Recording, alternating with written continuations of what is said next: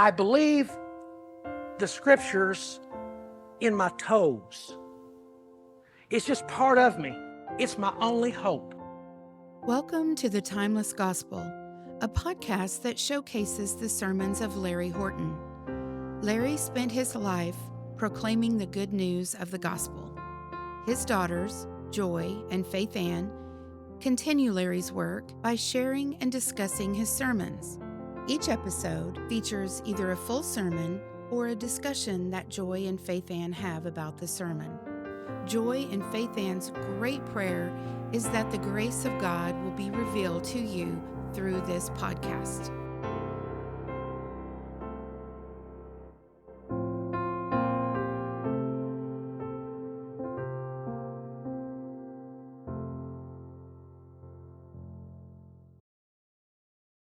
Welcome to this episode of the Timeless Gospel. I am your host for this episode, Joy, and I have with me Faithann. Hey, Joy. Hey, and so we are just going to continue with this series, and we're just going to keep seeing the goodness of this and that there is nothing to be afraid of here. And tell us what the series is. Oh, the series is biblical marriage. Biblical submission in a marriage. Now, I'm glad you said that because I have kind of a list of just statements I need to make, and some of these I will develop, but others I won't. I'm just going to make the statement, and I trust that that our fan base, our listeners, our audience? devoted listeners, will know exactly what I mean when I make these statements. So one of them, I'll just lead with this, is that we say that this series is about submission, and we are primarily speaking to women. Well, Faithann, you did a live. It was excellent. It was so good. You brought out some extra points, and you said something that I have concerned myself with as well. You said in your live that we're not trying to teach men. Well, I had that same concern, and I brought this to Daniel, and I was saying, I don't want to be teaching men, like that's not my place, but we need to talk about the whole picture. The picture has two parts. I don't, I think it would be unfair if we only talked about the one part of the picture and not the other. And so he said, Joy, I wouldn't worry about that in any way. You just speak truth, you and Faithann, you just speak truth. Just say what's right. And if somebody learns from that and happens to be a man, that is totally fine. So that was just one of the things that I wanted to preface. The other thing I wanted to say, I wanted to start out with this, is that our aim here was to look at the picture, Christ and his bride, and make application for our marriages. And so as I'm looking into the real thing, in preparation for making all these applications, I found myself, I don't mean to sound sensational here, but I'm just seeing the gospel with fresh eyes, it seems. It is so beautiful. I'm not talking about my husband's ability to fulfill this role or my ability to fill this role. It's, what are we looking at when we're looking at the real thing? So I do want to say that is where I'm headed. That will be that will take up the whole of the last episode that I host. Will be, we were really not going to make much application. We're going to dive into all kinds of scripture and just look at the real thing and kind of relish in it. Sounds fun. Oh, yeah. Yeah. And I like the clip that you played of Daniel where he's talking about kind of going back and forth between the type and the real thing and the type and the real thing. So, on that note, I probably won't be able to help myself. And by the end of that later episode, looking at the real thing, there probably will be one last application, but the application will be universal. Like, this needs to be applied in every marriage. And I'm not going to get detailed with it. This episode, there will be, I don't know, stories, analogies, details. First of all, they're just a little bit entertaining, when we make up our Oh own little yeah, stories. we get the good stuff. And the reason why I think that we are wanting to do this, why I'm wanting to do this, is there is so much brush that needs to be cleared. Yes. So this is kind of the theme of this episode, is clearing the brush, or in other words, this is what it's not. This is what it doesn't look like. This is what it shouldn't look like. This is not what God intends for this to look like. We're going to look at that. You could also say that the theme of this episode might be that the Princess Bride puts it best. You keep using that word. I don't think it means what you think it means. When we say the word authority, when we say submit, we're not going to water those down, but there's a whole bunch of junk, a whole bunch of things that come up in our minds, and they're all bad. And so I'm going to try to remove a lot of that.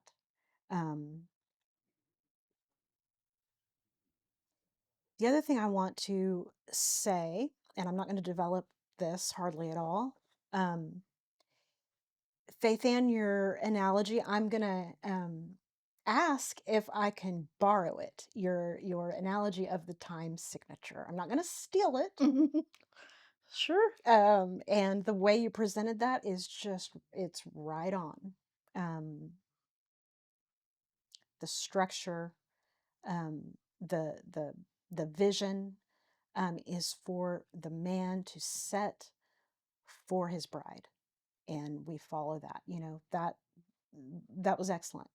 I'm going to borrow that analogy to say that there is a time signature. Let's say it's 4-4. Let's call it 4-4. That both the husband and the wife, not as completely separate individuals, but of their own accord, are 100% accountable to God. And I don't mean that in a final judgment way. I mean, there is a time signature that both are to be in step with. This is not a time signature that the husband says, this is the time signature, and the wife submits to that.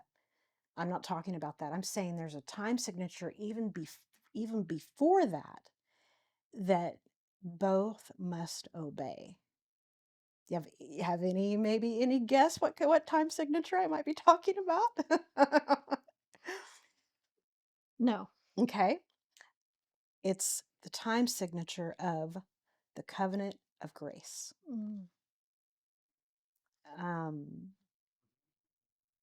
And I'm not going to develop that other than to say, if a new listener, if you don't quite understand what that means, that we are to obey grace, how do you do that?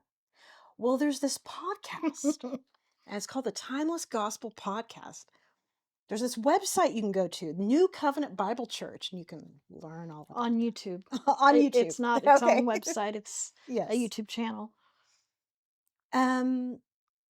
Man, I hope that sinks in, that when both the husband and wife are in that tempo, and you learn more and more about grace and the covenant of grace. You learn more about Jesus Christ.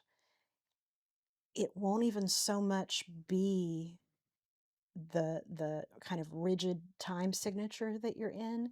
It will become the heartbeat of your home. And that is why I have one of those on my thesis is talk about the foundation, you talk about the framework, but the heartbeat, the life of the home should be the covenant of grace. And it will just turn into that the more you learn about grace.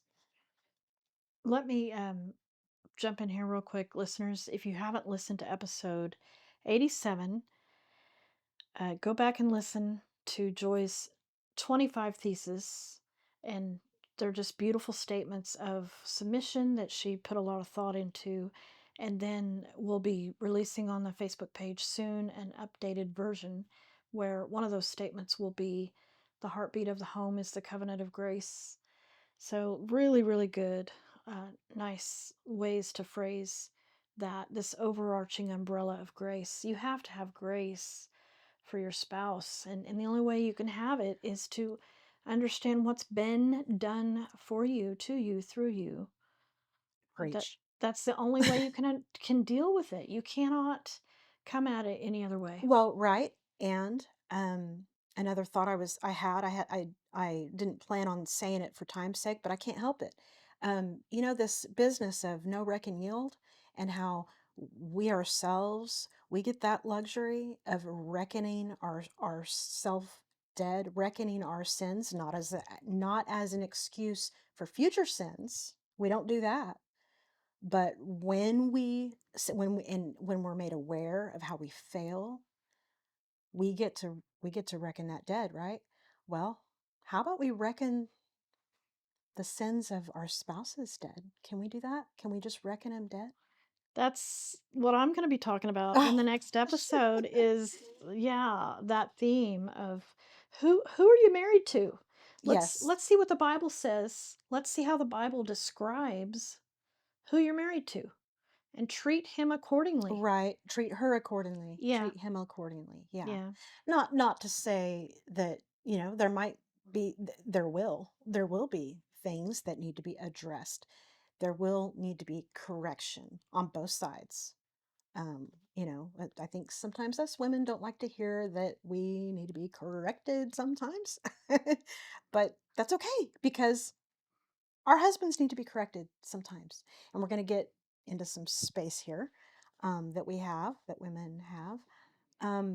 Okay, the other thing I want to say is that even though that we're spending this episode kind of getting into the details, and it's almost dangerous to do that, to get into details, because the picture, Christ and his bride, is what is set. It is what is certain. And really the Bible doesn't give us very many details. It sure gives us Ephesians 1, Ephesians 2, Ephesians 3, Ephesians 4, Ephesians 5, if a husband is wondering, well, how do I love my wife? Well, it's all laid out there. But there are some details that we have to figure out ourselves. And I think that that in that context, Larry, in one of his sermons, he talked about the Holy Spirit teaching, and that in these areas of the details, we don't need a preacher for that. I know that sounds very, like, ugh, but so let me give you an example of what I'm talking about. Grandma Elizabeth and Grandpa Ed. I went out to visit them when I was about 12, and I visited them, and then I visited Aunt Shirley and Jeff the other week, and one week was definitely more fun than the other. But I enjoyed the week I did with Grandma Elizabeth and Grandpa Ed. The first, upon my arrival, the first evening meal with Elizabeth and Edward, we're sitting there kind of in dim light, and we're looking at this bowl of broth and crackers. That was the dinner. And I just about went to, start eating. And I look over at Grandma Elizabeth, and she is staring dead face at Ed, and she's not moving. And so, and Ed is a very slow moving guy. It's sweet, that little I knew of him. Very sweet. Took his time, didn't even seem concerned that, that Grandma Elizabeth was staring at him, not moving, not touching her spoon. Maybe that's where you get your eyes from. Oh, Grandma Grandma Elizabeth. Oh, Elizabeth's that's where it eyes. came from. The mystery solved. Okay. And I'm just like, whoa, what is going on here? Like something told me that I should not pick up my spoon and eat. And Ed slowly and calmly took his first spoonful, and then okay, Grandma Elizabeth took her bite and kind of Oh. gave me like a nod. Okay, Now, my point here is I spent a lot of years looking down on that. I spent a lot of years thinking, oh, poor Elizabeth, that Grandma Elizabeth, that she thought she had to do that, and kind of made fun of it a little bit. Like, oh my goodness, like staring at your husband, waiting for him to take his first bite every meal that you have, and you don't eat until your husband. Okay. So if that was that Ed set up this rule and she must follow it, or she's going to have consequences, that's awful. I don't see that Ed that was the case. The sweetheart, Grandma Elizabeth was kind of the the She was test. You don't mess with the Grandma Elizabeth. right. So what if the spirit of that from Grandma Elizabeth was, I made this meal for you. Mm. Maybe she didn't think it through every time, but she got into that habit because, you know, I'm hear me, hear me. I have a whole lot more to say before anybody gets flipped out for me saying that she wanted to serve him. So that is not for me to have any opinion on, to judge that in any way. The Holy Spirit is teaching them in that, and they're blessed. Okay, now you have a younger couple, and the husband in this married couple, every event, anything that where there's food involved, this husband gets in line at the buffet bar and fixes a plate for his bride and brings it to her, and then he goes and gets her a drink. You want a drink? Brings her a drink. Then he gets his plate. No one has a right to say, oh, she really ought to be fixing him a plate. What if this husband looked at his bride as his own body and said, and maybe not thought all this through theologically, I'm the head, she's my body, I'm going to cherish her, but actually couldn't help do anything but, because he really does think of her as his own body, and I'm gonna make sure you get fed. I can eat, I can not eat, I don't care, but I'm gonna make sure you get fed. And in this couple, and I can say with all certainty, because I'm talking about my daughter and my son-in-law, I can say that that bride, that wife, is not the head of that marriage. She's just not. Now, this couple, they don't immerse themselves into this doctrine just yet, this doctrine of headship. But I can just tell you from their marriage, she doesn't act as head. She doesn't act as head of that marriage. So that is beautiful. That is a beautiful picture of the way that I don't think they'll mind the way that Garrett wants to treat his bride as his own body that he's going to cherish and nourish. Well, you have to, and it's so interesting that you have both in both situations, even though the activity is different, Yes. the spirit is the same. Yeah. Yeah. Right. And Serving. exactly. The body serves the head, and the head serves the body. Right. Let's not be afraid of these words like serve and Right. submit. There is a way that the man submits to his wife. I don't think it's to her authority. I don't think she has Right. authority over him, but he may sure submit to her desires, her wishes. Exactly. Yes. Think about children. Think about how much you submit to them. You don't submit to their authority, but golly, you certainly can't ignore them. Right. I mean, your whole life is about them. Right. And I totally agree with that.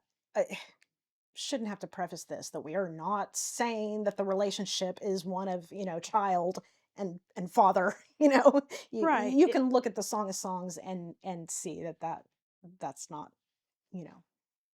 But you have a great point. Uh, just last night, we're sitting down at the table, and Maria, she says, "Hey, I need to say something. I need to let everybody know the dishwasher is not working. It's got something wrong with it." And see, at this point in my life, I don't have anything to do with dishes. That is Maria and Sam. That is their domain. That is their thing. And so she let everybody know, okay, dishwasher is broken, so we're going to need to do hand wash dishes. So I need y'all to do this. And we're like, yeah, sure. Yeah, absolutely. I'm submitting to her. Exactly. Okay, I have kind of a funny analogy about that, but let me move on. I need to say, and this is coming from Daniel, that no earthly authority is absolute. You touched on that before about abuse. So he said, no earthly authority is absolute. Can you imagine the tyranny if it was? I may get into this a little bit more later, but I wonder if I could just say this and not have to develop it too much. Women are not commanded to submit to a non-picture. I don't want anybody to take that and now take on the attitude of being skeptical all the time of your husband and think, well, he's not acting Christ-like, so I don't have to do what he says. That's not the attitude that I'm talking about, but well, we're gonna get. This will be a segue into. I have 3 examples of what we're not talking about.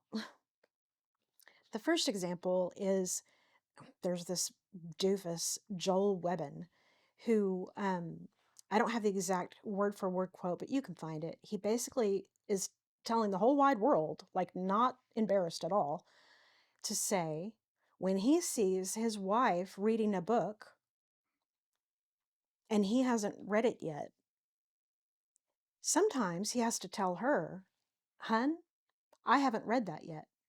I don't know what's in it. I don't know if it's good or bad, so you're not going to read it." I mean, I'm not even exaggerating here. This is his word for word. And there's a whole lot of other reasons that I would say that Joel Webbin is probably not even a Christian. For a man to come to that conclusion, to that type of thinking, that my wife will not read a book until I've read it first. You have not read Ephesians 1, Ephesians 2, Ephesians 3, Ephesians 4, Ephesians 5. You haven't read any of Proverbs. You have not read like lots of the Bible.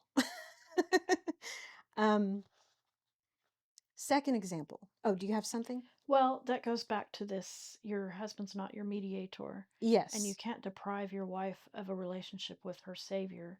That might mean she might read some R.C. Sproul every now and again. Right. Or book on infant baptism. That is the book that Joel Webben saw her reading and was like, well, I'm not there yet.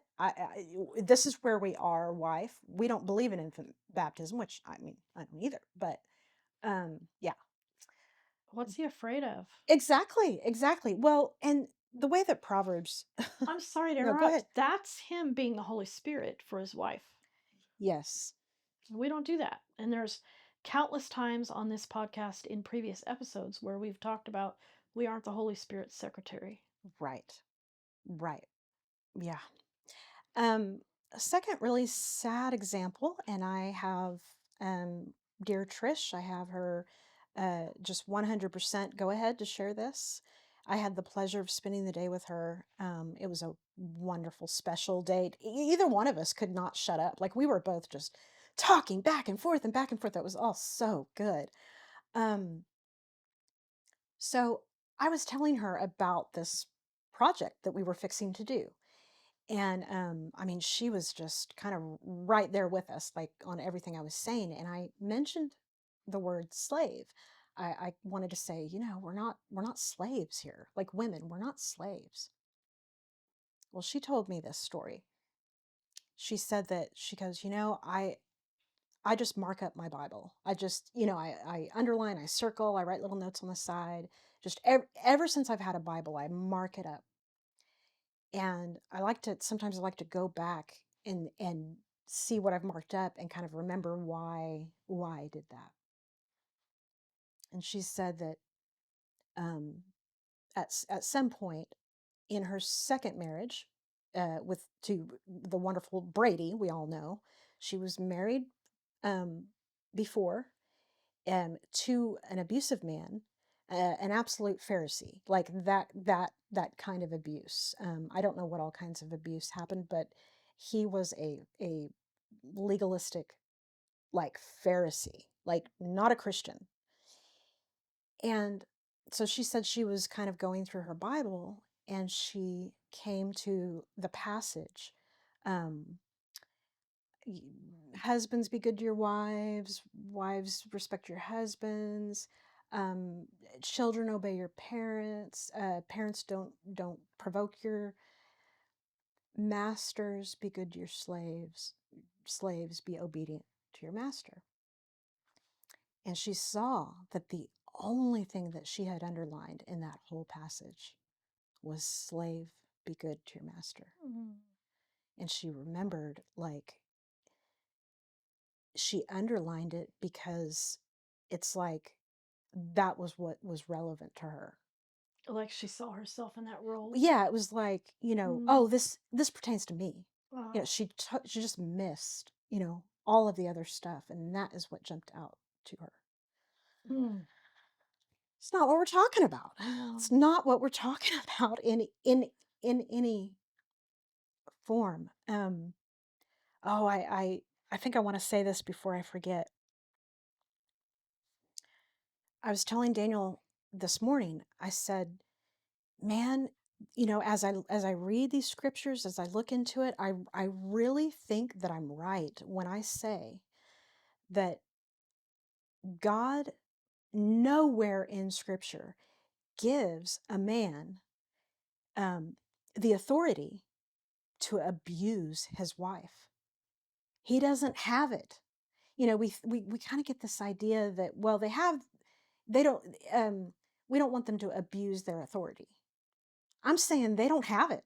They don't have the authority to do that. Mm-hmm. God doesn't give them the authority to do that. And so when I said that to Daniel, I said, like kind of wanting him to confirm that. And he said, absolutely. And he said, in any form and to any degree. Mm. I want that to sink in because I not to give us like ammunition to rule our husbands or come on the top. It's that we don't have to fear anything. We don't have to fear that. We can stand up, and I'll get into that later, like, and correct, excuse me, sir, when there is, it doesn't have to mean just, beating, getting beat to a oh, well, that's where I can stand up and say, I'm not going to take this. Mm-hmm. Daniel's saying any abuse in any form to any degree, he doesn't have the authority to do that. Right. Another story, and this is a funny one. We're having Bible study, and Cheryl tells us all this story about this couple, older couple, I think, and where their marriage, their deal was the man is the head, the woman is to submit no matter what. That's their thing. And for whatever reason, they started getting into an argument. I mean, an argument over over a board game. Maybe rules to the board game, I don't remember, but by the end of this argument, this man, this doof, is beat red in the face, sweating and pounding on the table and screaming, "Submit! Submit!" And as Cheryl's telling this story, like, she's dying. I mean, we are all like almost on the floor laughing at the absurdity. Well, didn't she say that during the story, like as it was happening, they were all laughing at him too? Yeah. Yeah. Yeah, right. And it was just one of those things, like, your belly laughing, your tears are coming down because it's so funny. And I I I notice, I look over and I look at Daniel and he's not laughing. Mm. And and I'm thinking to myself, "Uh, wait, I know him. I know him well enough to know that he's not like upset about this. He's not upset that we're laughing. Like, he's not thinking, oh, you ladies, you need to have more reverence, you know. But he has a very serious look on his face. And he waits for the laughter to die down, and he's just staring at Cheryl like, 'cause Cheryl's the one giving the story. And finally he's just off, kind of staring off in space, and he goes, "That's almost the saddest thing I've ever heard." Oh. He said, "Christ would never do that to his bride." I want to read some scripture, and so this is going to address the doof, Joel Webben. This is from Proverbs 4:1 through 8, or 4:1 through 9. Hear, O sons, a father's instruction, and be attentive, that you may gain insight. Insight. For I give you good precepts. Do not forsake my teaching. When I was a son, with my father, tender, the only one in the sight of my mother, he taught me and said to me, Let your heart hold fast my words, keep my commandments and live. Get wisdom, get insight. Do not forget and do not turn away from the words of my mouth. Do not forsake her. So clearly, he's saying, if you want wisdom, if you want insight, find a good woman. Um, I mean, there's so much of Proverbs that, it's talking about, it's personifying wisdom as a woman. We're Right. not saying that every woman, like every woman is just naturally more wise than a man. I'm not saying that. But for some reason, whoever wrote Proverbs decided to picture wisdom as a woman. The beginning of wisdom is this: get wisdom, and whatever you get insight. Prize her highly, and she will exalt you. She will honor you if you embrace her. She will place on your head a graceful garland. She will bestow on you a beautiful crown. And, I see this, I see something in here. I may be off, but the picture of the response, the love that Christ shows, where there's nothing bad in it. There's nothing bad in the way that Christ loves his church and the response of the church. On Trisha's story, this, business of the man thinking that now this is because in scripture it says women be obedient to to their own husbands, now they take on this position of master over slave, which is nowhere in the Bible that's what he's to do.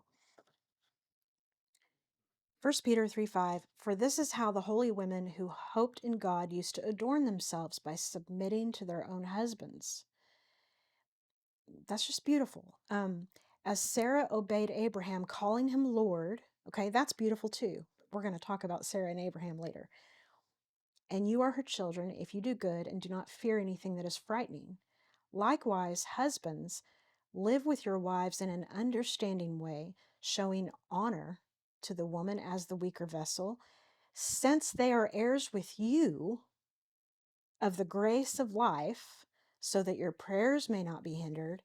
Finally, all of you have unity in mind, sympathy, brotherly love, a tender heart, and a humble mind. I mean, that guy, whoever, I'm sorry, Doesn't Trish, have your ex-husband, just, Mhm. didn't read that, or that Joel guy either. Exactly. And oh gosh, I could go through each one of these. There's something to be said about each one of these, but I think what I just want to highlight is I think that this is saying honor the woman. Now, I'm not exactly sure what as the weaker vessel, what all that means. I don't know, but it doesn't really matter.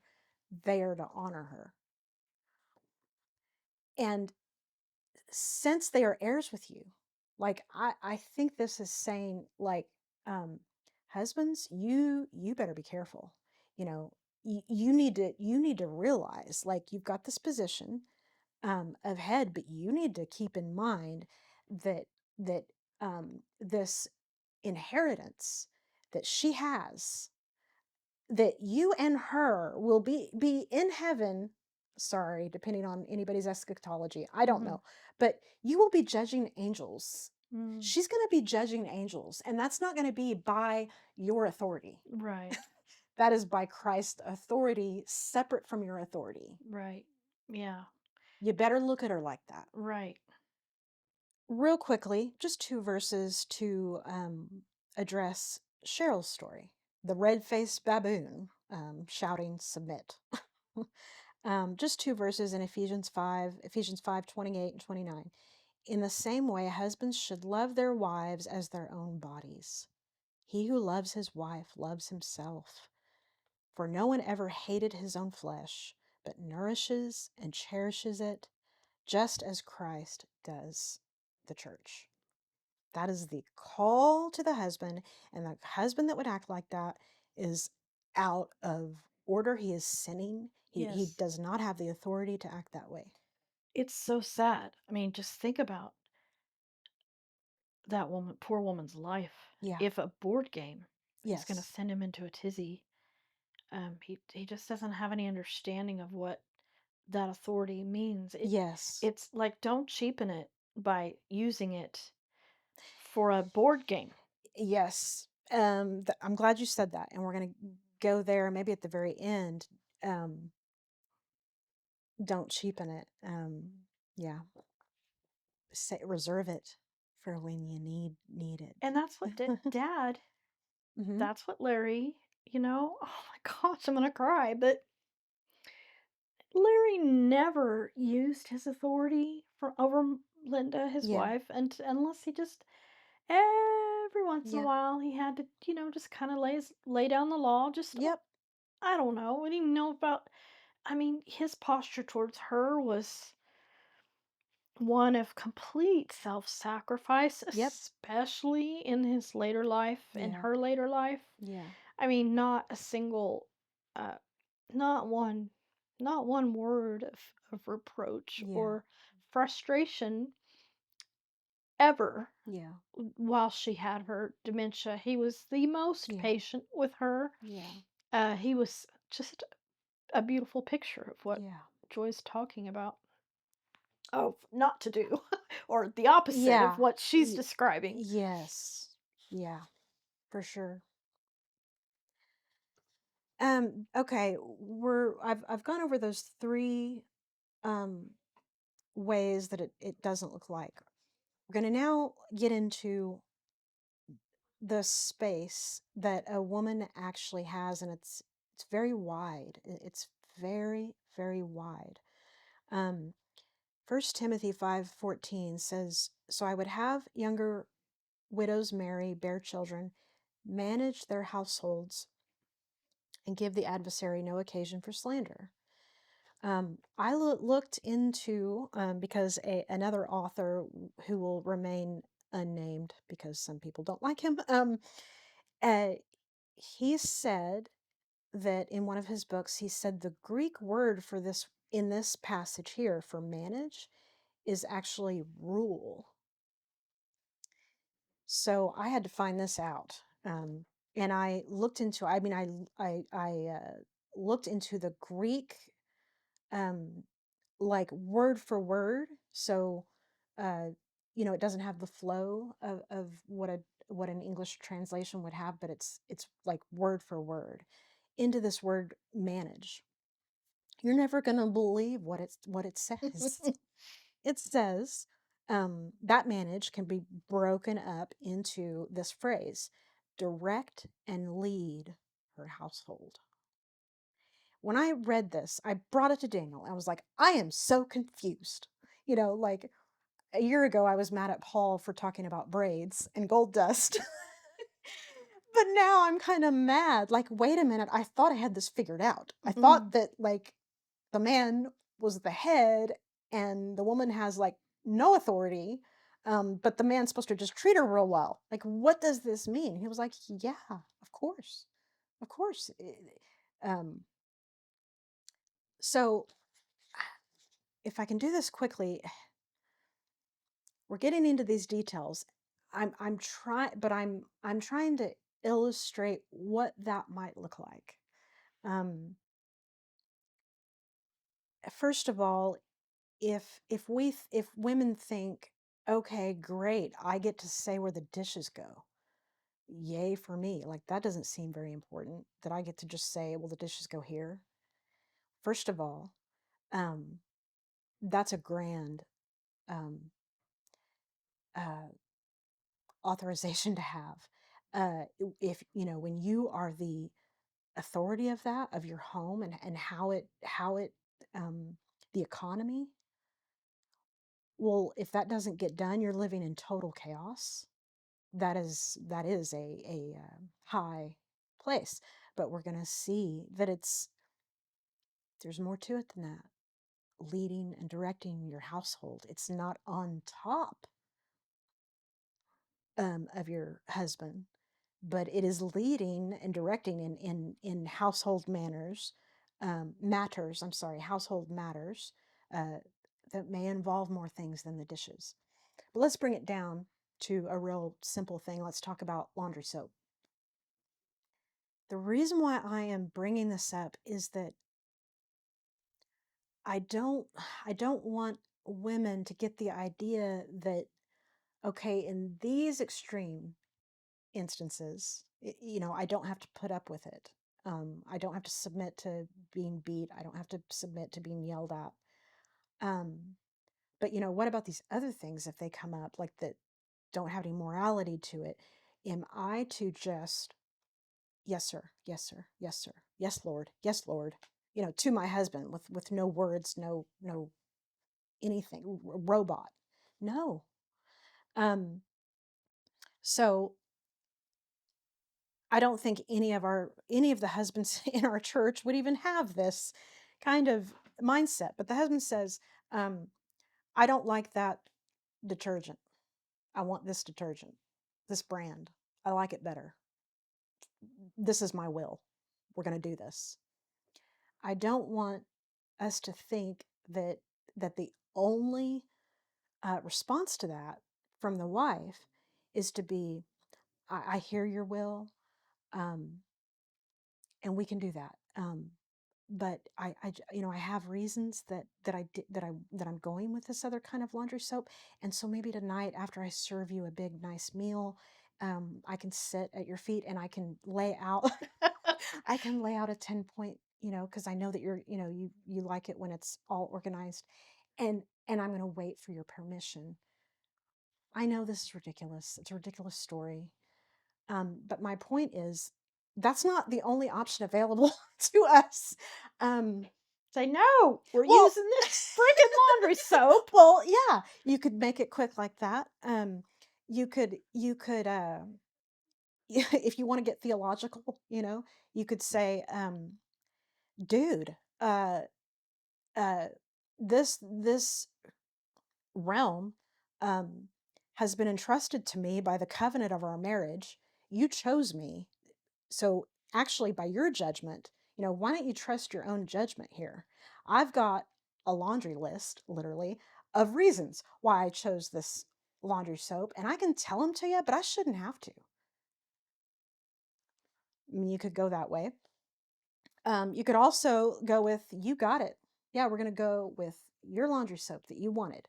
By the way, that laundry soap that you're wanting is way more expensive than the one that I'm using. And for reasons is one of our children gets rashes because it's the only one I can find at this price that is, sensitive to that. So what vice of yours, just let me know, what extra do you spend money on that you're going to give up so that I can take this money and buy the laundry soap you want. And then also, by the way, I'll let you know when it's time to wash Johnny's clothes, and you can run a sanitizing cycle to get rid of all that laundry soap. I mean, you could do it that way. Or there's this girl on my bus. Her name's Nyla, my girl Nyla, and she has this phrase. And she goes, when there's heavy traffic and people get upset. They get upset at me for not letting them in, or there's a ruckus on the bus. She'll go, "It is not that serious." Okay, so in these little petty matters, it's not that serious, and we do not want to bind people up. Um, and, one of the thesis statements that I have is that friendship, as shown in Christ, will be the framework of our house. Okay, so what if we could, what if you could treat this couple could treat this whole laundry soap situation as friends? And I think of Linda and Dawn when I say this, because I could so see, Linda and Dawn, Oh, handling this. Not that Dawn would ever like say, we're gonna do this laundry soap, but I could just see Linda, she's uh, got the spunk. she's got the spunk, and she could smile and say, get out of my lane, Yeah. dude. I mean, in a smile. And then, and Dawn might say, oh, yeah, sorry, not my lane. And then they laugh at each other. Like, wouldn't that be cool if, so there's friendship involved here. And friendship is, if friendship is the framework, we're talking about like what we can see, um, how we deal with each other daily. We can deal with each other as friends. We have that foundation underneath what you can't see. So there's times when you're going to have to go to that foundation of headship and submission. Um, let's see, let me think.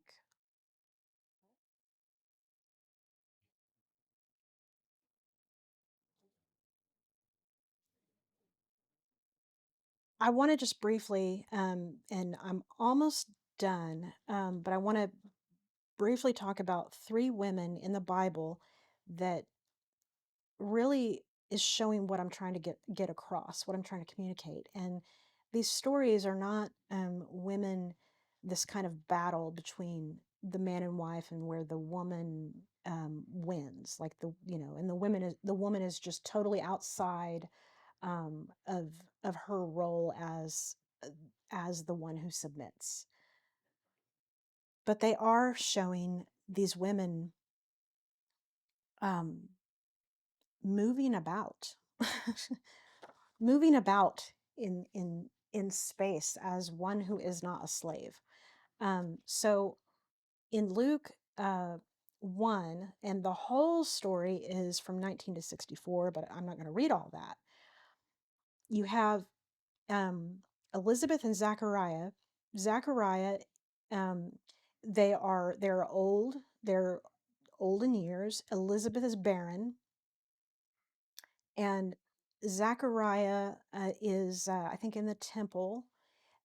So he's in there alone. Everyone else is on the outside. And an angel of the Lord comes to him and says, you're going to have a son. Elizabeth and you are going to have a son. His name is going to be John. And then goes on with all this detail. Like he's going, like all these great things in detail about how this, what is going to happen. And the doofus that is Zachariah basically says, I don't know if you know this, but like my wife can't have can't have children. Like we're too old for that. That angel, or you could say God, closed his mouth. He shut up his mouth where he couldn't, he was mute. And he said, this angel, Lord, you did not believe what I'm saying. This will come to pass. But because of your unbelief, I'm going to shut up your mouth and you will not be able to speak. Zechariah goes out making hand gestures, but he can't speak, and everybody's very confused. Okay, so he lives this way. I mean, this is his state. He can't speak. Elizabeth has the baby.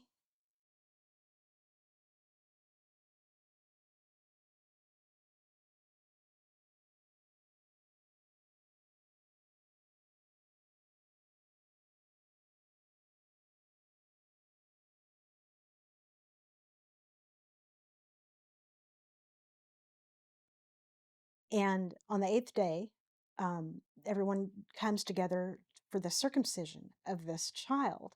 And the story says that all that was around was saying, "Oh, well, his name will be Zachariah,"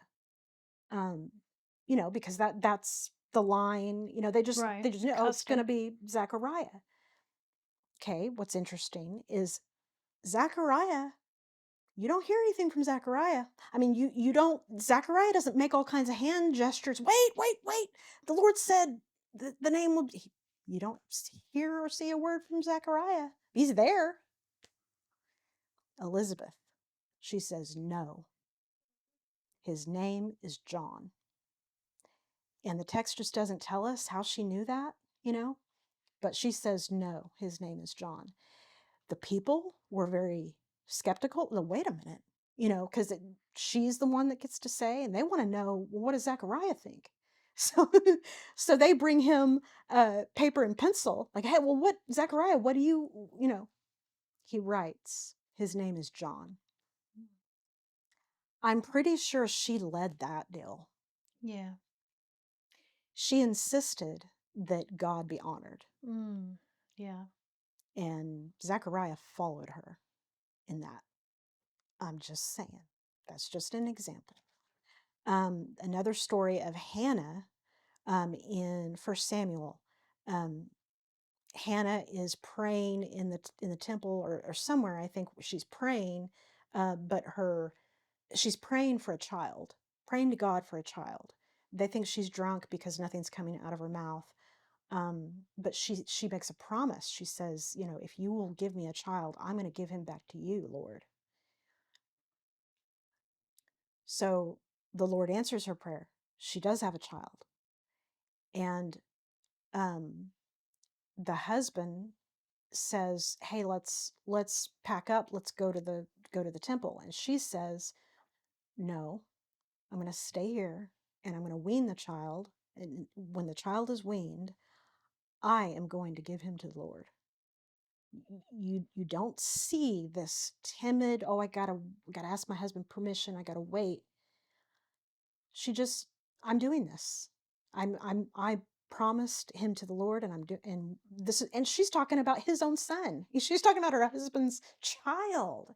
Okay, so ladies, this is, gosh, this isn't just about where the dishes go. Yeah. And he puts that final little word on there and says, you do what seems best. And that's another kind of beautiful part of it, I think, is he says, yeah, I trust you. We're going to, of course, we're going to do this. the last one is the biggest one of all. Abraham and Sarah. Remember how I said we're going to talk about them. In one sense, Sarah is commended for calling Abraham Lord. That's a good thing. In another way, it was Sarah that said to Abraham, "You get that child out of here. I'm not going to have it." And she's talking about Ishmael. Ishmael. Little did she know. Maybe she knew a lot. I don't know. But little did she know that that story was going to be repeated in the New Testament, and looked at as this major picture of law and grace, and how we are not going to get promise, we're not going to get inheritance through law in any way. And in that sense, get that law out of here. And what's also interesting, that's the main point of that story, but what's also interesting is it says that Abraham was troubled. Like she says, get him out of here. Get Hagar, Cast out the the bondwoman and and her her son. son. Yeah. And it was Sarah's idea, it was Sarah's idea to get this other son, to get the promised one. Hey, Right. just go get with Hagar, because I can't have any. It was her idea. Right. And maybe she just, saw, when the promise was fulfilled with her, her and Abraham, maybe she knew enough to know this is the child of promise. I'm not going to have that other child pointing his finger and laughing at this child of promise. So Abraham's upset about this, and that's all it says. Abraham was, distraught. Yeah. And God came down and said, Abraham, you do as your wife says. Listen to her, Yeah. I'm going to end with some really strong words to this other ditch. We were really, we did not spare any words for the feminist, on the first session. And I'm not going to spare any words now for the legalist, especially the preachers that preach this stuff. And so I'm just going to say what's true.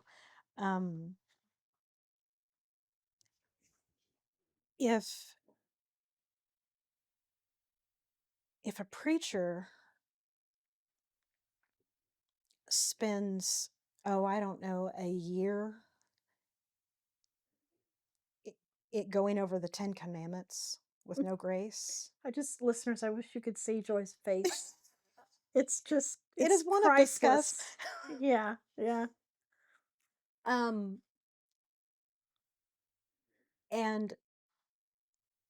then wants to spend another year fighting the feminist in the church, with your language, and you start to make that a broad kind of that women in general are bad. um,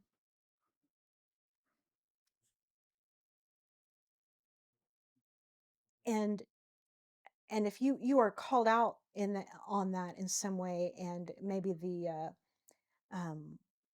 the preacher thinks, well, I'm not going to let feelings. I'm not going to let feelings dictate, what I preach. Okay, yeah, I hear you. But what if you, with your words, and over years, have redefined somebody, a child of God, who is in your flock? You have reshaped their identity to where they always feel inferior to men, and that they, in their bones, in their soul, think, I'll go to heaven. I mean, yeah, I know I'm going to heaven and Christ died for me, but it's the men. It's the men that, you know, that God really cares about. He cares about me, but just not as much as men. I mean, we have a whole episode on that. Right. That is, I believe, episode 10 or 11 with Linda. Yes. The guest's name is Linda. Go back and listen to that.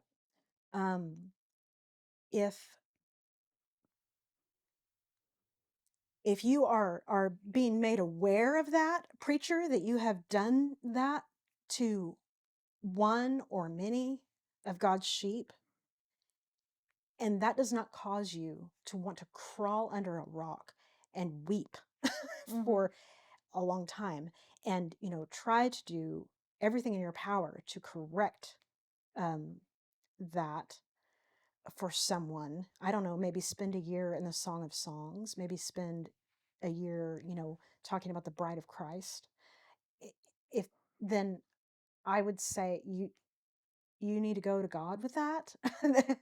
I think that's probably as far as I can take it without getting where I'm in like a wrong position. I would just say, you know, wow, like you need to assess your standing. You need to go to God with that, because that is not biblical. Now, the last thing that I have is that I do want to talk about headship in that there's nothing bad about that word. The biblical idea, the like Daniel said in his clip, the call for a man is to give of himself entirely to his bride. There is a vast array of ways that you can sacrifice for your wife, in big ways, in small ways. Submit to her desires, you know, submit to her wishes. I mean, that's what you're called to do. However, there is a difference. There's a you know how I said, in some ways it ain't that serious. In other ways, it is that serious.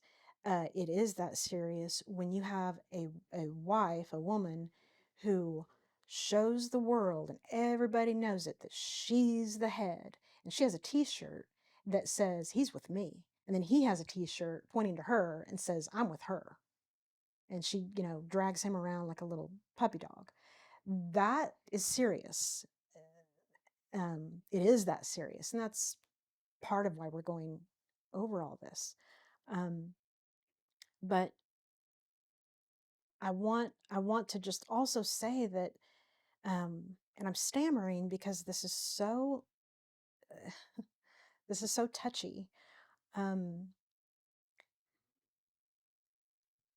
We talked about how this is not optional, you know, in a biblical way. We're not talking about abuse. We've already covered that we're going to be friends with each other. But like you said in your live, the settling in to this role, whichever role God has for us, that's not optional. So I will say that the man's call to love, to sacrifice, to provide, to protect is not optional. You don't get to just not do that. So this protecting, it's it's unlikely that in your lifetime that you're going to have to literally, you know, dive in front of your family while there's gunfire and save your family. You would do that. You would do that for your family.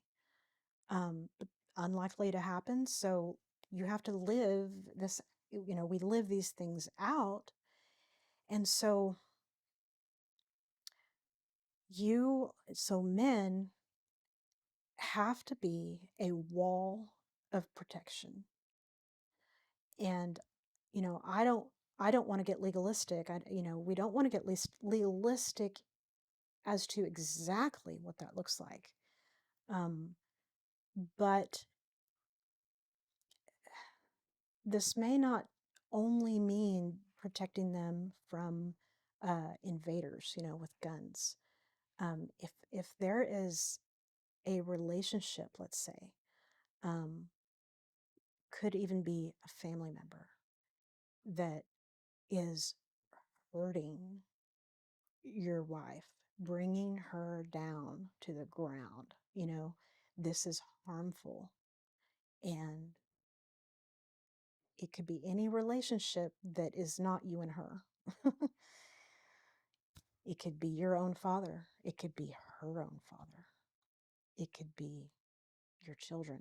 I'm talking about an extreme, go to God first, pray about it, assess, like, okay, make sure that if you have to be that wall, which you should be that wall. And in the most extreme cases where you have to say, you're out, make sure that there is not one selfish part of you that is making that decision. Nowhere. And so I think that is part. I said I wasn't going to talk about the feminist anymore, but I think that maybe sometimes men, because of this culture, that they might think, oh, that's just not my place, that's her thing. I mean, I'll sit and listen to her when, and I'll put my arm around her, and when she's bawling because she's being hurt by this relationship. But oh no, that's not my. So I'm glad that you said at the beginning, there's like reserve, reserve that. Don't use your authority over laundry soap, when actually that is her realm anyway. Or a Monopoly game. Or yeah. So, I think I want to end by saying that hopefully we've cleared so much brush that we can use words like authority and submission. We can use those words and know that none of this bad stuff is attached to that. And so we can just start to love it. It doesn't mean that it's always going to be easy. It's going to be easy a lot of the time. It's going to be wonderful. But there's no part of it that is bad, especially when you have that tempo that is set, the covenant of grace that's underneath everything. And Yes. that sure clears things up, I think, in my mind, for all of these little, well, what if, what if this? Yeah, I have a couple things that I came to mind as you were talking. So I want to go back to the Zechariah. Yeah. So you said that Elizabeth wasn't going to let Zechariah stand in the way of what was right. Now, you'll have to forgive my ignorance. Well, I may not know either. Okay, did God tell Elizabeth to name John? It doesn't say Okay. that I'm aware of. Like, it doesn't say. Zechariah was in there. I believe it says that he was alone. All the people were on the outside. I mean, his wife certainly wasn't in there. Um, and from what I can tell, I may be wrong, but I don't know how she knew that. Okay. Well, it's kind of a big detail on my argument. Mm. Um, I just want to be careful too that we don't say we don't have a situation. You know, what do we do if we have a situation where the wife says, uh, "This is godly. This thing that I'm just going to absolutely do this because this is godly." What are you going to do about that? Like, I know that there's like discernment and stuff, and so I mean, I think picking a church to go to, it's a good example. Like a wife could have so many objections to a church, and all of them could be valid and right. Now, who decides where you're going to go to church? Because it involves a relationship upward with both of them. They're both affected by the relationship they have with their Lord if they're not being fed. If one spouse thinks that they're not being fed and the other one thinks they are, what do you do then? And I don't even know. I'm asking. I had an example, and I only didn't go there for sake of time, but if it's okay, I have the perfect example. Okay. And one of the women, I did get her permission. I can say her name. That's Linda. I've known Linda a long time, and I have never seen her act as head of that marriage. I don't think she ever has. I mean, I can't say that because I'm not, in I don't know every detail, but I don't get the idea that she has ever been the head. She's the head. Mm. Okay. However, her and another lady, they were, I'm going to say, and they'll say it too, they were in a cult. They Yes. were in a cult for 20 years. And this is how important words words are from these quote unquote, men of God or preachers or whatever, um, because, Linda always felt inferior. Always. It just was a fact of life, kind of. I'm not as valued as a man. And I think because of the specific actions that the pastor, quote, I use the term loosely. Like Yeah. it's not like she felt that without any evidence. Yes. Oh, She for sure. real things that were done all the time to make her Yes. feel inferior. Yes. Now I want to point out that how much power that a someone who is supposed to be shepherding the flock, how much power they have. Because I had a conversation with Linda, and she said it was totally fine with her to share this, because I wanted to know more details about that, about how they got out of that church. And she said that Dawn came in later. So Linda was with this person, this teacher, since she was like 15. And Dawn kind of came in the scene later, and he could oh man, this guy, this teacher, he's a little out there. I mean, that's kind of all like, oh, wow, he's a little out there. Right. And Linda said that in their marriage, Dawn never never treated her in the way that the leader would expect that he should treat her. Never. Hmm. She went right back to work after she had um, Blake, and they both Dawn was not enough of a doofus to expect Linda to keep doing like all the housework while she works a full-time job. They split up the chores, like duh, why not? I mean, if they're both working. So they had that kind of marriage um, as a team. They were a team. Like she said that. Yeah, we've just always kind of, we're a team. But still, that re-identification, that came from her preacher.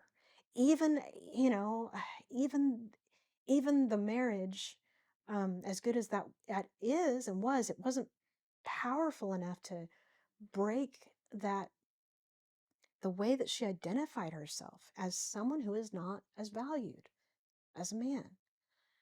Um, Okay, so then the other couple that, and I won't say their name, even though I think the woman in this would be okay, but I don't know for sure. So you have another couple in that same church, and this husband was greatly influenced by this False, misogynistic false false teacher. teacher. Hmm.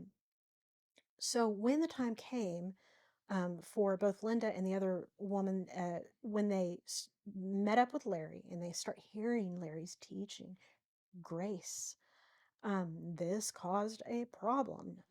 Not so much a problem with Linda and Dawn, but with the other couple. Great strife.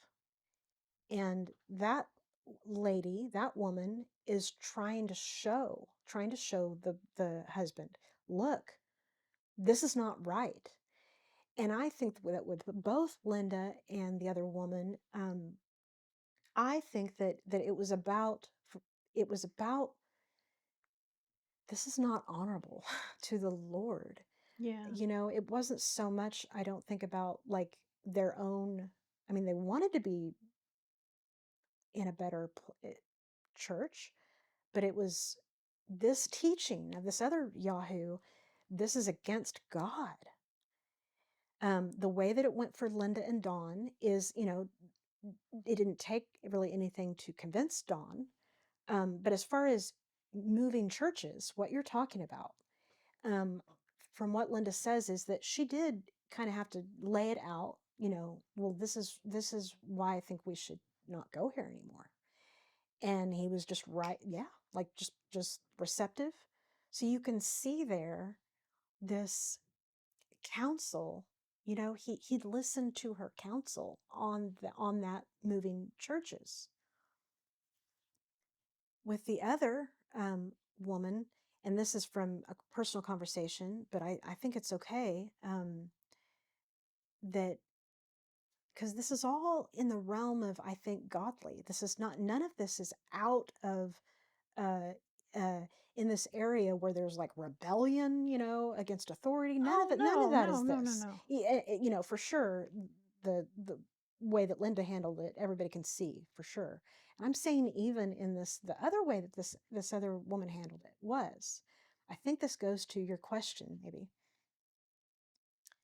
She's just arguing it, trying to show this is not right, this is not right, this is not right, and he's not having it. And she says to him, I can't do this anymore. Mm. I'm not gonna go one more day, like one more Sunday, to this church, and I am gonna be at Larry's church. Mm. And I remember her telling me that as devastating as that would have been, for them to go to separate churches, um, she hated the thought of that, but she was willing to do that. Like, I can't go here anymore. And she expected for her husband to stay with the false teacher. First Sunday that she shows up at Dad's church, he's there. Oh. And not only is he there, he just soaks it all up. He soaks it all Oh, up. yes. And I will say that he was a beloved Yeah. member of our church and lent a lot of expertise, I guess, a lot of Yes. biblical knowledge Oh, because I think yeah. he knew Greek. Oh, yeah. Oh, yeah. Yeah, so he was a blessing Oh, yeah. Yeah. to our church. Yeah. And I also remember a face-to-face conversation with him and, I think him and the woman and Daniel. We're in church after church. After church, we're all talking, and we're talking about this subject. And this is important. He says, I really did think that's how I was supposed to be. Mm. I really thought that that's what the Bible taught. Oh. And, he felt horrible Mm. about it.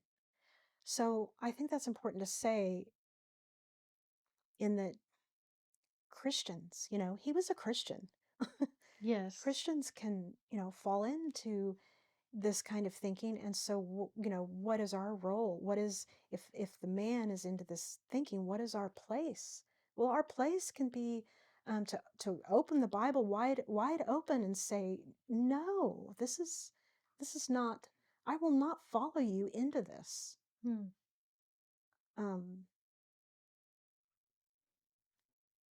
Yeah, it's tough.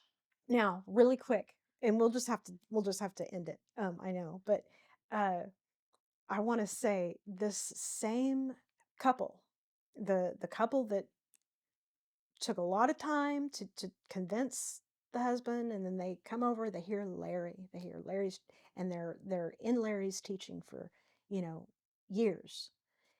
Um, this woman tells us ladies this story, and it is hilarious. Tells a story of her and her husband recently had an argument, and they're in their living room, and now they had uh, been binge watching Caesar Milan. And they're just loving it. They're watching episode after episode of Caesar Milan and seeing his methods of when the dogs get out of line, he goes, "Shh." Yeah, Caesar Milan is a dog trainer. Right. Has a reality show, or did, on TV, where he comes into the home with these rambunctious, out of control dogs, and he helps the owners train the dog. Right. And they had been watching this. Well, they're in the middle of an argument, and she said, I mean, we were just yelling at each other. I mean, we're face to, I mean, we're just, not physical, but we are very passionately arguing. And right in the middle of me, shouting out what I want to shout out, he goes, and they lose it. I mean, Yeah. they are so beyond that kind of old life Mm. that it was hilarious. And she said we just fell on the couch and died laughing. And she said I can barely remember what the argument was about. Like, Mm. it we didn't even argue about whatever it was. It was Mhm. over. And that just shows that friendship, It's so um important. yeah, like, something is amiss when maybe so you look at, you don't read Ephesians 1, 2, 3, 4, first part of 5. You look at those few little verses: women submit, uh men love your wife and sacrifice, but that doesn't really matter. It's women submit. Um, so, you and your husband, you've got those roles down. The wife is going to, fold her hands and have her head down low when she's in public, and she's not going to say a word because she's going to have the air of submission. And, the man's going to be the head, so he's going to make all the decisions and all that. And you're not friends. Yeah. Something Is is amiss. amiss. We're going to see, and I'll end it by saying that when we look into what does this look like, let's, as far as when I host the one that I'm going to host, it's going to be so much fun because I'm not going to worry about, well, if I make this analogy, then that's going to look like I'm saying this and I'm not. We're just going to dive into, well, how does Christ love his church? What does that look like? Mm-hmm. We're going to see friendship. We're going to see, um, we're going to see uh, comfortable excuses. I thought of that too. Yeah. I loved when you brought that up, in whatever episode that was, the comfortable excuse that Jesus would give his disciples. Yes. We should be doing that with each other all the time. Let me say one thing, one more thing, and we will end. You said in your live, you said, we can certainly let the guys know what makes us feel loved, what And protected. and Yeah. protected. Yeah. Um,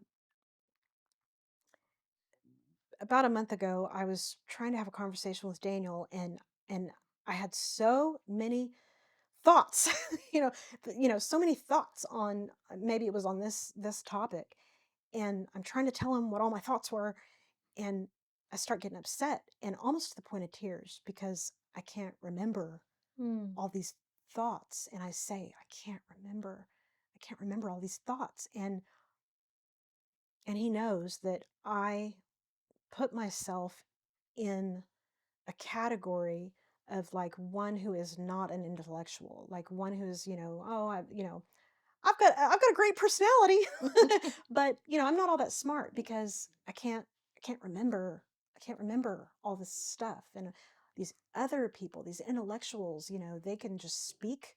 You can ask a question and they just speak as if they had edited it 10 times already, what comes out of their mouth.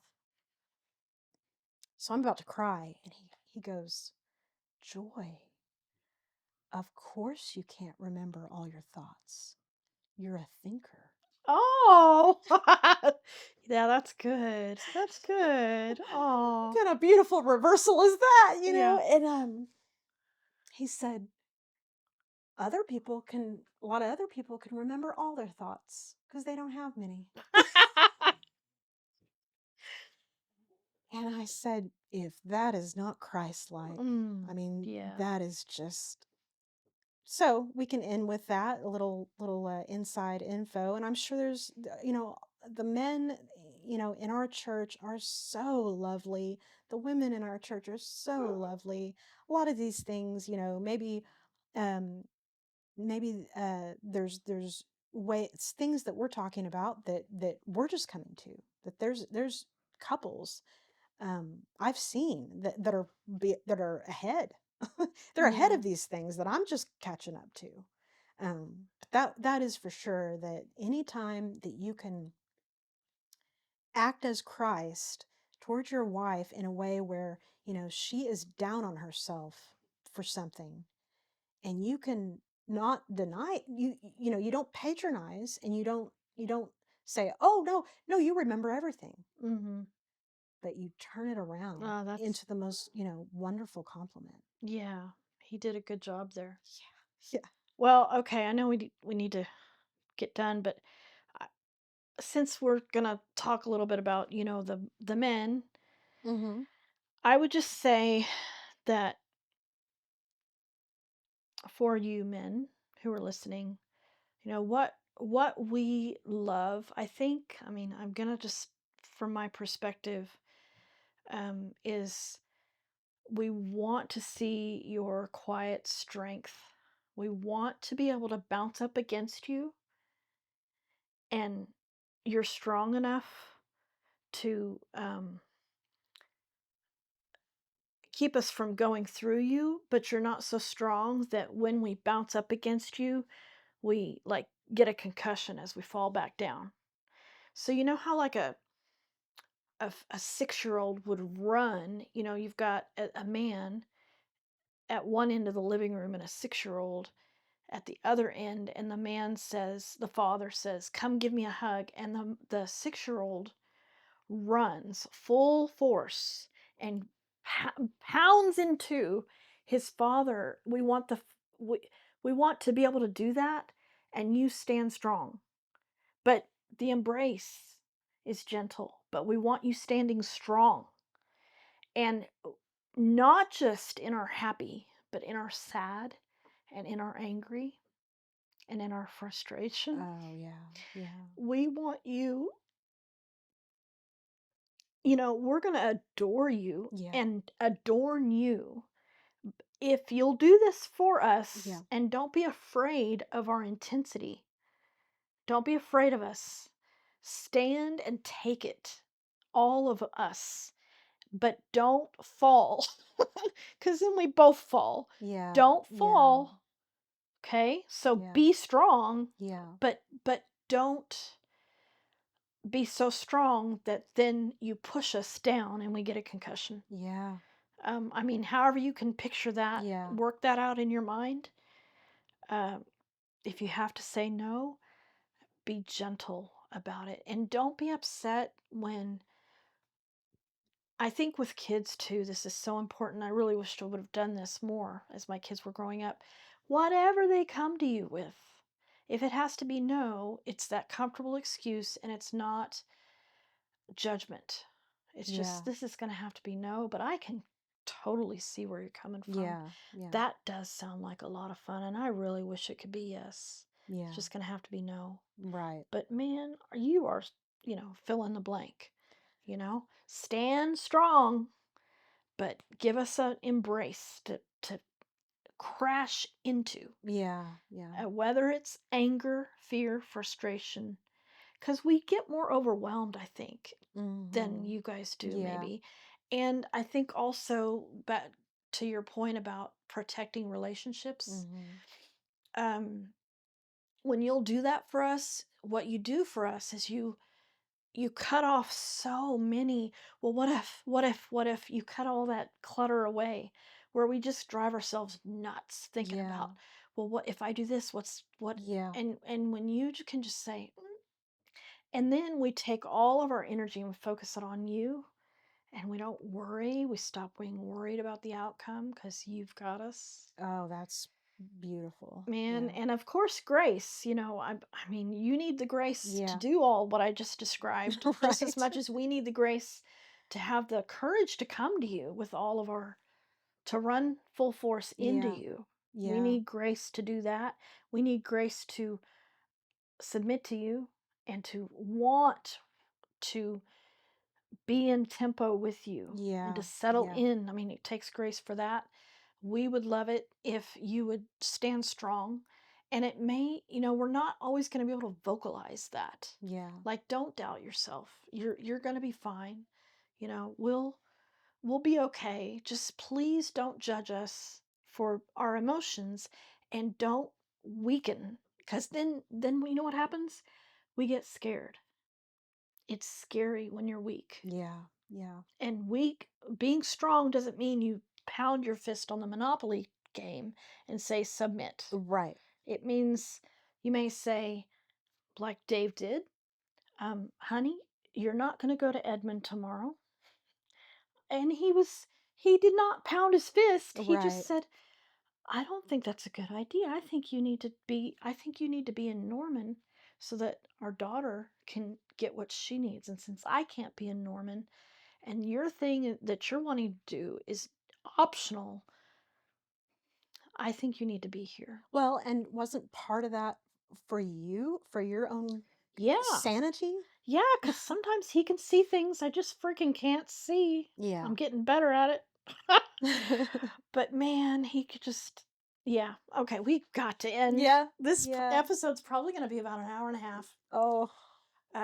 So, this has been a wonderful discussion. Thank you for clearing out the brush. And thank you for all of those examples from the Bible of women serving God in a very special way that's not timid and afraid. Yeah. And I do appreciate the story about the churches. I mean, that's good perspective. Yeah. It does take a lot of wisdom, a lot Yeah. of prayer. Yeah. And I think I'm going to say it one more time, and maybe we won't have to say this again, that that when men, whether Christian or not, take it upon themselves to abuse women, that is a counterfeit authority. God has not given them that authority. Not one shred of it. So again, that's in its own, that's another thing. So the authority that is granted by God to the man, the husband, is to love, sacrifice, protect, provide, give of his whole self to his Yes. wife as the head.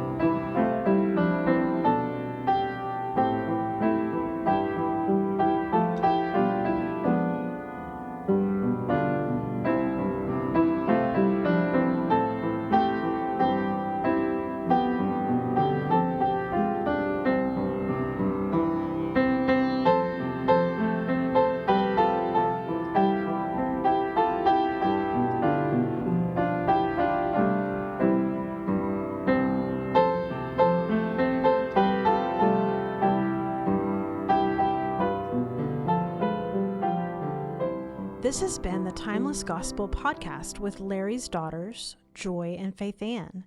The hymn you just heard was arranged and performed by Larry's granddaughter, Mandolin. Share this episode with a friend and be sure to come back next week for more good news from the Timeless Gospel.